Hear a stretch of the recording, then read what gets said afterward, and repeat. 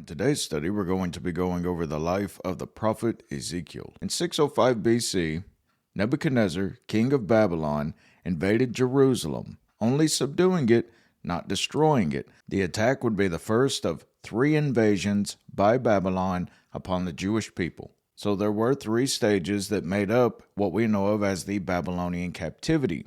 In 605 BC, Daniel, Shadrach, Meshach, and others were taken into Babylon. About 8 years later, in 597 BC, would Ezekiel and others be taken in the second deportation. The prophet Ezekiel also states how he was by the river Kabar at the time of his calling. And as you'll see right here, it was a little distance from the actual city of Babylon that the Jewish people would make these settlements, and Kabar was just right along these lines.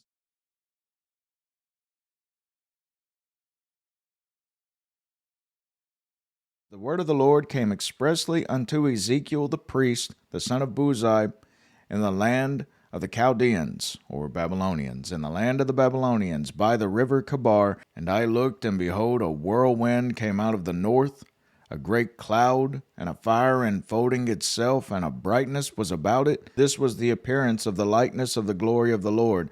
And when I saw it, I fell upon my face, and I heard a voice of one that spake. Chapter 2 then goes on to detail the first commission given to the prophet Ezekiel. Speak every word I tell you to the rebellious house of Judah. Now right here's a general layout of the book of Ezekiel. Ezekiel's prophecies are divided into 3 parts. First, the condemnation of Judah and the total destruction of Jerusalem is outlined in chapters 1 through 24. The prophecies against foreign nations, 25 through 39. And number 3, the plans for rebuilding the new temple fill up the final 9 chapters. So one may read that and think, well, that's a pretty easy layout to understand. I don't even need to read it. I'll read 1 or 2 chapters and that, oh, you're missing out on everything. Next, in chapter 4, Ezekiel was commanded to draw Jerusalem on a tile and set a siege against it, giving a visual of the besiegement which would occur.